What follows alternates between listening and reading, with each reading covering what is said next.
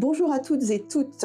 C'est dans un lieu mythique, chargé d'histoire et de stars, que Culture Actu vous entraîne aujourd'hui.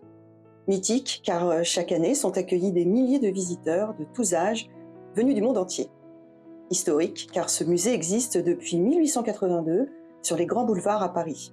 Et enfin, un musée avec des stars, celles du cinéma, du théâtre, de la télévision, du sport, de la chanson française et internationale, mais aussi des hommes et femmes politiques qui ont fait et font encore l'histoire. Peut-être l'avez-vous deviné, nous sommes aujourd'hui au musée Grévin avec Véronique Béretz, la directrice des relations extérieures de ce musée, qui est à la fois étonnant et très connu, mais qui révèle pourtant quelques facettes méconnues. Bonjour Véronique. Bonjour Marie-Hélène.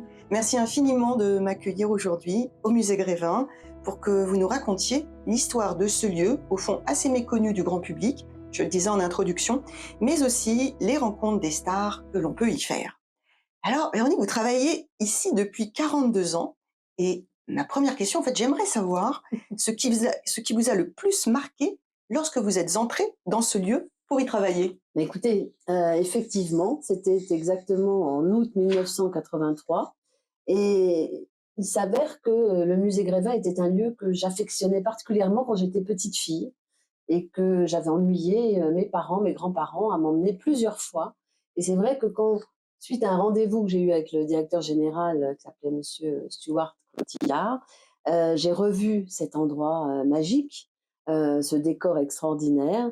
Eh bien, je me suis dit: «Mais oui, quelle chance, cette opportunité, de rejoindre, l'équipe, de l'époque, pour m'occuper donc des relations extérieures». L'histoire du musée Grévin est assez fascinante. Ce qu'on constate, c'est que le lieu a toujours été très relié à l'actualité et à l'évolution des techniques de chaque époque. J'ai lu que tout avait commencé par la presse, bizarrement, avec Arthur Meyer, le directeur du quotidien Le Gaulois. Est-ce que vous pouvez nous raconter un petit peu cette histoire? Mais oui, c'est effectivement une belle aventure, et une belle idée surtout qu'a eu, monsieur Arthur Meyer. Il dirigeait donc ce quotidien appelé Le Gaulois et ce monsieur s'est dit: «Mais après tout, mes lecteurs ne savent pas du tout à quoi ressemblent ceux et celles dont on parle dans les pages, du journal». Pourquoi? Parce que la photo existait certes, mais était que très peu utilisée, dans la presse parce que ça coûtait très cher et bien évidemment la télévision ne pouvait être qu'une utopie de Jules Verne. Donc effectivement, on ne savait pas à quoi ressemblaient toutes ces stars de l'époque et il s'est dit: «Bah, voilà, tiens, si on créait un journal en 3 dimensions». C'est comme ça qu'est né le musée Grévin et donc au départ, d'ailleurs, il n'y avait que, cette grande salle des colonnes et la coupole qui était à l'emplacement qui ont été, comment dire? Décorées à l'emplacement d'un café qui s'appelait le café de Mulhouse, qui était un haut lieu de retrouvailles, et de signature de contrats pour, des vendeurs de tissus, parce qu'on n'est pas très loin du quartier du Sentier. Et donc, décor incroyable pour accueillir, comme écrin, pour accueillir les premières personnalités qui donc ont rejoint Grévin. Alors, on a aussi les défis techniques de l'époque. J'aimerais que vous me parliez un petit peu du palais de l'électricité, qu'on a aussi appelé le palais des illusions, qui avait été présenté lors de l'exposition universelle de 1900 et qui a été reproduit à Grévin. Et en fait, c'est un peu toujours là, c'est bien ça? Oui, alors juste pour revenir un petit peu sur l'histoire, donc Oui. cet Arthur Meyer, Ouais. en fait, il a fait appel à qui? À Alfred Grévin, qui était caricaturiste et qui, faisait des caricatures dans son journal, comme le faisait d'ailleurs Nadar, qui avant d'être photographe était caricaturiste et est arrivé un troisième larron, qui s'appelait Gabriel Thomas, qui était financier et qui s'est très vite entiché de ce lieu, pardon, et c'est sa famille d'ailleurs, qui a fait perdurer la présidence de Grévin jusque l'an 2000. Moi, j'ai travaillé avec le petit-fils et Ah l'arrière-petit-fils oui. de ce Gabriel Thomas. Et vous me parliez de ce magnifique Palais des Mirages. Eh bien, c'est Gabriel Thomas, qui d'ailleurs, entre autres, a également fait construire le Théâtre des Champs-Élysées avec Gabriel Astruc, et grâce à qui la Tour Eiffel existe encore, puisqu'il en avait créé une société d'exploitation. Et ce Gabriel Thomas avait vu effectivement à l'exposition universelle de 1900 le palais des illusions ou le palais de l'électricité. Il avait trouvé ça tellement extraordinaire qu'il a demandé à son ingénieur qui s'appelait Eugène Hénard, eh bien, de l'installer au musée Grévin à la fin de l'exposition. Mais au musée Grévin, bien évidemment, l'espace était beaucoup plus petit Oui. qu'au Trocadéro. Et donc, Gabriel Thomas dit à Eugène Hénard: «Bah, écoutez, faut me trouver un plus là pour pallier à la petitesse du lieu», et ce plus a été 3 décors différents, alors qu'au Trocadéro, il n'y en avait qu'un, et il y avait, là, ici, donc en 1906, 2 500 lampes, 45 effets lumineux. Enfin, c'était une prouesse technique absolument incroyable. Tout était manuel à l'époque, hein. On Ouais. appuyait sur des boutons, on tirait sur des guimbes. Il y avait un pianiste, Gaston Paulin, qui accompagnait le show, au piano. Et puis, au fil des ans, ensuite, eh bien, ça a été, comment dire, semi-manuel, semi-informatisé, complètement informatisé. Et puis, de nombreux artistes, compositeurs aussi, ont été, comment dire, ont créé des musiques, Mmh. jusque la dernière fois. Chris Lipp, un jeune artiste américain, c'était en 2018, qui a revu un petit peu ce show ainsi que la musique. Mais le lieu est toujours là. Mais le lieu est toujours là. Il continue à fasciner, à éblouir les gens en se disant effectivement cette prouesse, imaginons-nous en 1906, c'était quand même assez incroyable. Et c'est un lieu qu'aimait beaucoup d'ailleurs Michael Jackson, Ouais. qu'affectionnait aussi Jean-Paul Gaultier, et puis même Francis Ford Coppola, Ah oui. qui est venu plusieurs fois parce qu'il voulait reproduire ce décor pour un bar à vin qu'il avait à San Francisco. Alors pour être franche, malheureusement, je n'ai pas su si ça s'était Ah. concrétisé. On s'est vu plusieurs fois, son décorateur est venu, enfin, voilà. Mais c'est vrai que j'ai pas eu la finalité de l'histoire. Alors pour revenir un peu au musée, il y avait eu un précédent avec le musée de Madame Tussaud à Londres, mais j'ai lu qu'en France, avant Alfred Grévin, ça n'avait pas fonctionné. À quoi est dû, selon vous, le succès qui a été assez immédiat dès l'ouverture, du musée? Alors, c'est vrai qu'il y a eu d'autres musées de cire, à Qui Paris, en fonctionnait pas, hein? l'occurrence, Ouais. Mmh. ben, qui on ne sait pas trop, en fait, si ça fonctionnait pas, peut-être pas autant que l'a été, Grévin, donc à l'époque, parce que ça a eu un succès immédiat, hein, dès Mmh. 1882. Mais vous me parlez de Madame Tussaud, il faut savoir que Madame Tussaud, qui était, alsacienne, avait comme oncle ou amant de sa femme, on ne sait pas trop, Mmh mh. un monsieur Curtius, qui avait un musée de cire au Palais Royal. Mais qui reproduisait plutôt des scènes, je dirais peut-être historiques. C'était la famille royale à l'époque, hein, on était un petit peu avant la Révolution. Et je pense qu'en 1881, au début de l'idée d'Arthur Meyer, sa belle idée a été de reproduire l'actualité. Et on est vraiment dans ce côté journalistique de reproduire ceux et celles qui sont au cœur de l'actualité et qui présentent donc à monsieur et madame tout le monde, eh bien, à quoi ressemblent ces personnes dont on parle dans les journaux. Au fond, c'est l'actualité, puis il y a aussi l'adaptation à chaque époque, parce que le musée évolue au fil du temps. Et puis il y a aussi quand même un sentiment de proximité, du public, avec ces statues de cire, il y a une émotion des fans qui viennent, les voir. Oui, tout à fait, et ce, bien évidemment, surtout depuis 2001, je dirais, puisque auparavant, ces scènes et personnages étaient protégés derrière des cordons, voilà. Et puis un jour, on s'est dit: «Mais non, aujourd'hui, avec l'ère aussi du selfie qui est arrivé plus tard, Ouais. Mmh. allez, enlevons ces cordons, Ouvrons. offrons-leur cette petite idée de rencontre. Alors, bien sûr, hein, on n'y croit pas, mais néanmoins, de se prendre en photo avec la personnalité, c'est vrai que ça change tout. Ouais. Ça change tout. Mais dès 1882, on peut rappeler effectivement que le succès a été immédiat.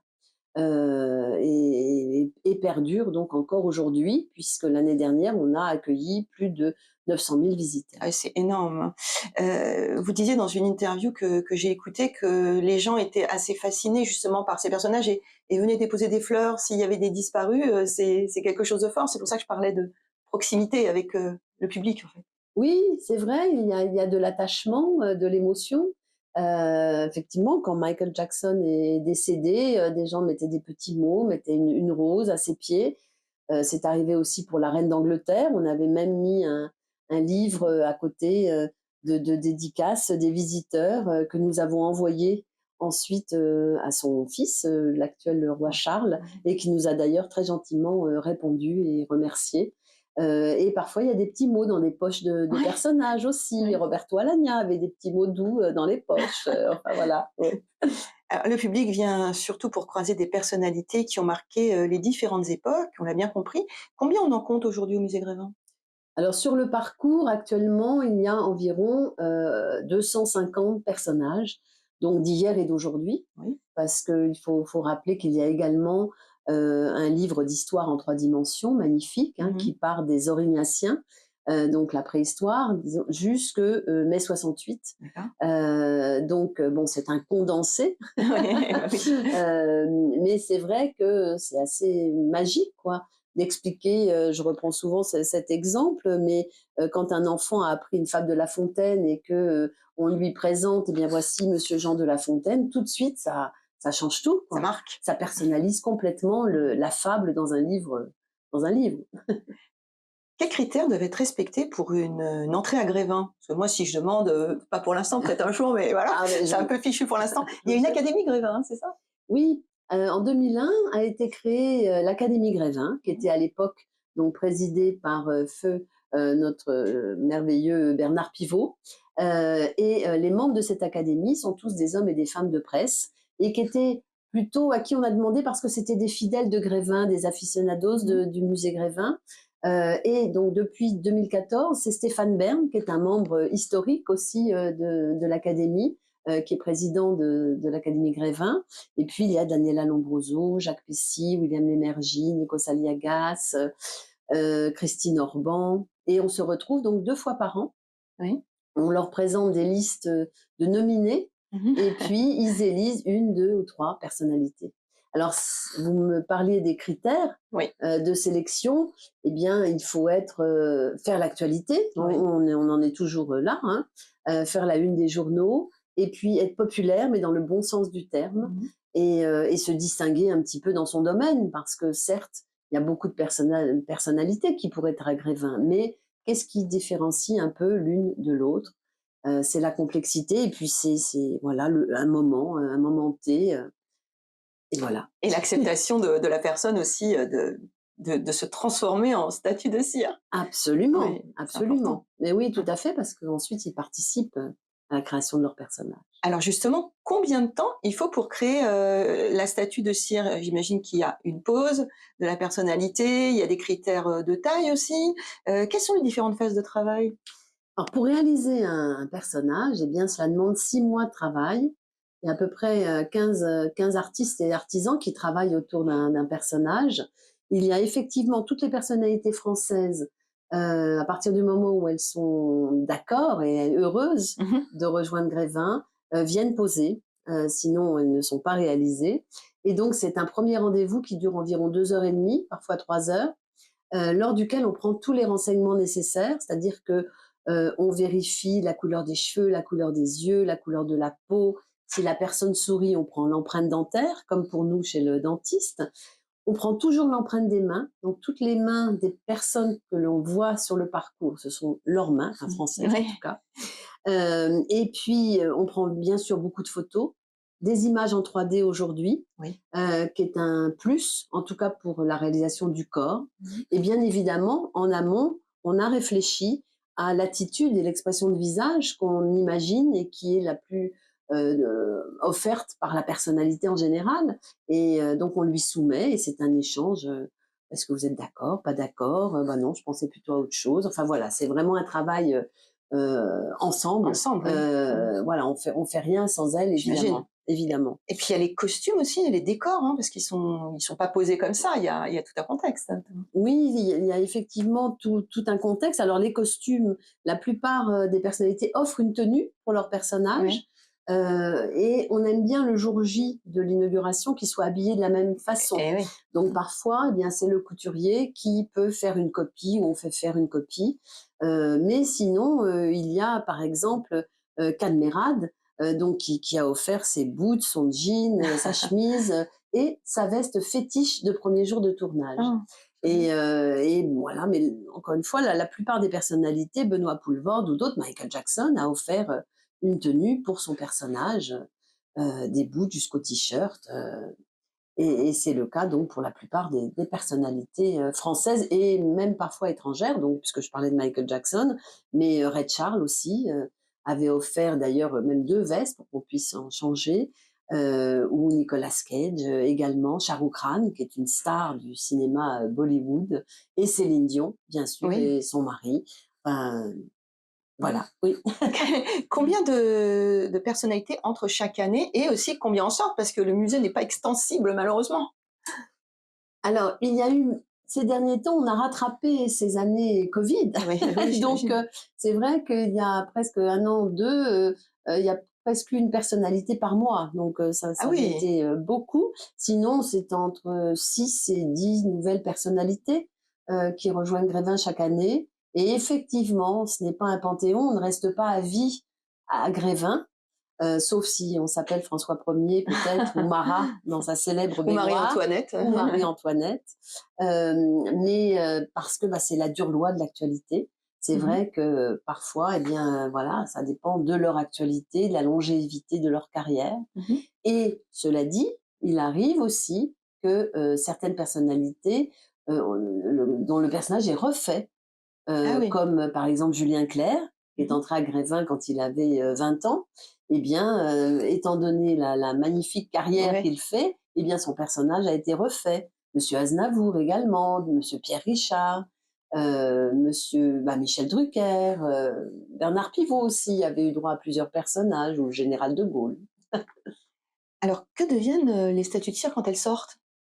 Ça Alors doit ça, être c'est compliqué parce que vous devez en avoir, des centaines et des centaines depuis les débuts de Grévin. Elles sont devenues quoi oui, déjà? alors malheureusement, celles des tout Les tout débuts, on n'a débuts? pas Bah non, forcément j'imagine. toutes, mais néanmoins, il y a ce que j'appelle moi, notre malle au trésor, où, qui est un entrepôt aux portes de Paris, Ouais. où sont donc, heu, Ou dorment. gardés ou dorment tous ces personnages, ouais. Alors vous avez accueilli de nombreuses stars, hein. Vous parliez tout à l'heure de Michael Jackson. Vous avez des souvenirs particuliers, le concernant lui, quand il est venu, c'était un événement? Ah c'était un grand événement.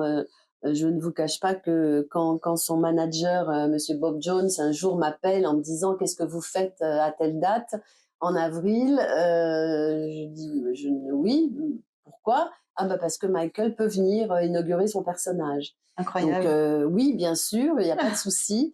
Donc j'avais fait fermer les grands boulevards.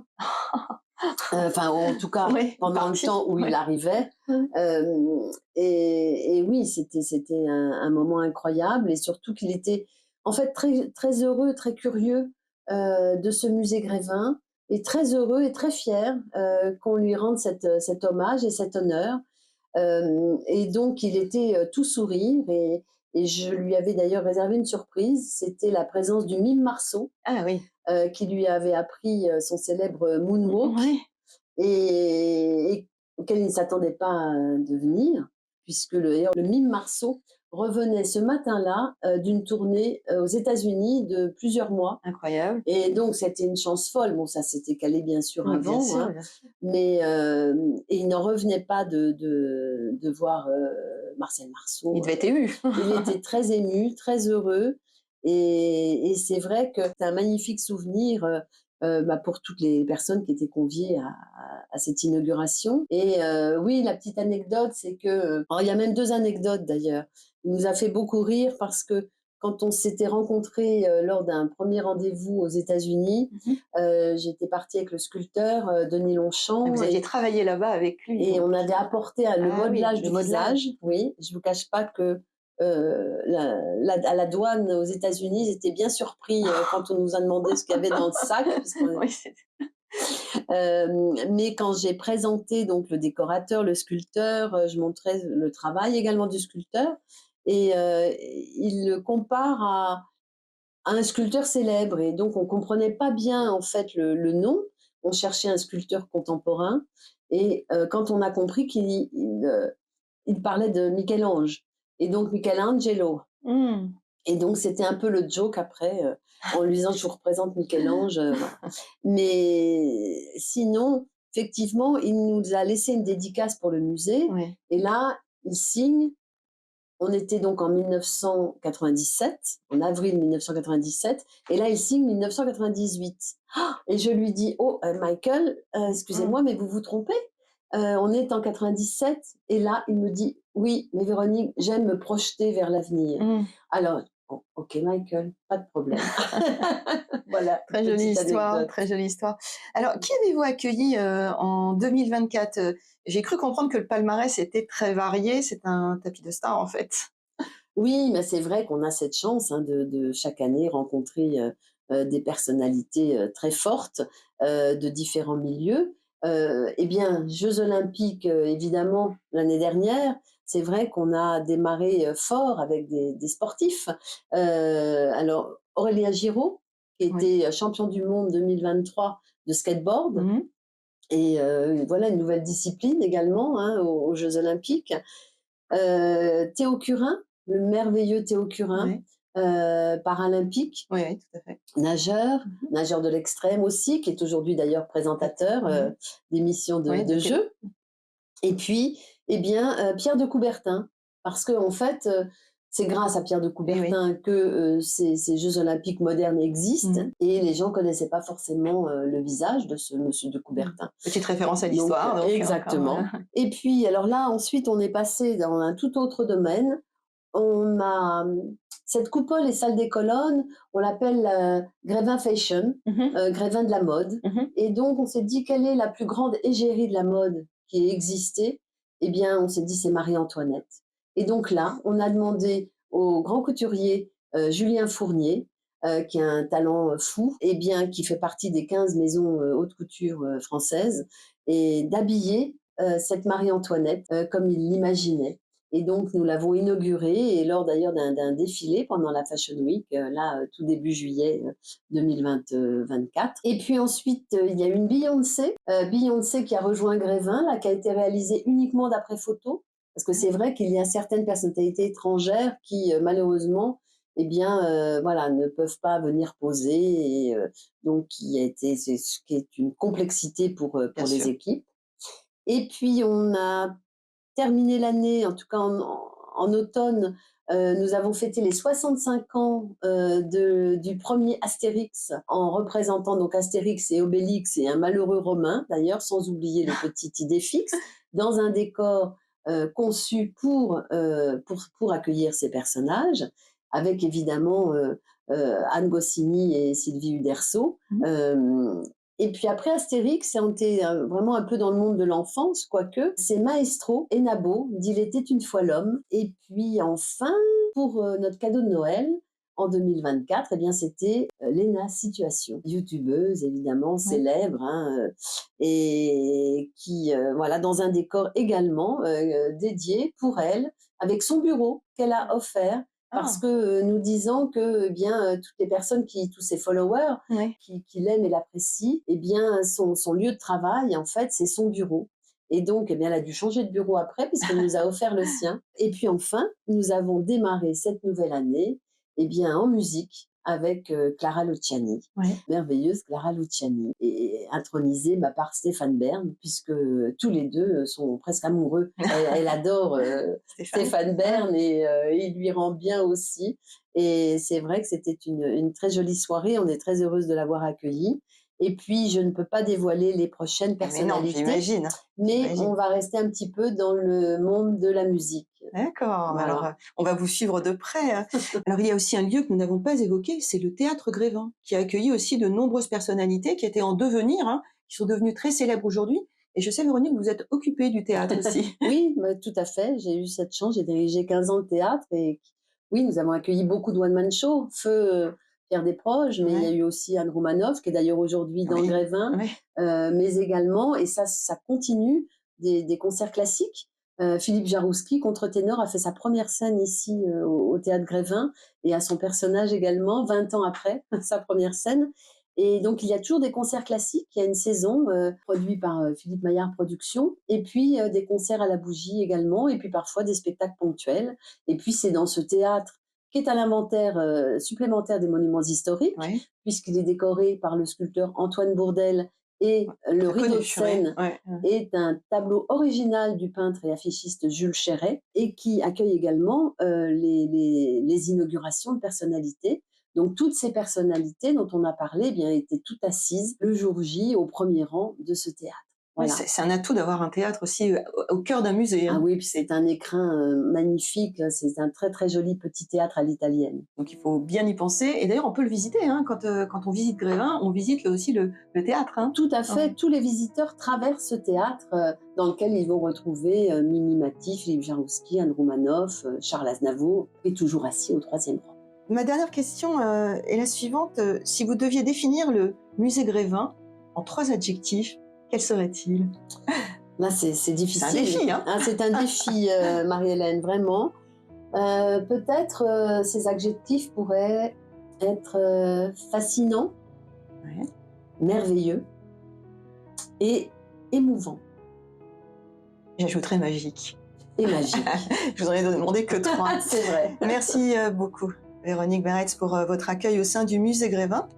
Pour tout renseignement, j'invite mes auditeurs à se connecter sur grévin-paris.com. Et pour en savoir plus, je vous invite à vous procurer le numéro spécial édition des éditions Beaux-Arts, intitulé Grévin et ses secrets, qui m'a aidé à préparer cette interview. À bientôt, Véronique. À très bientôt.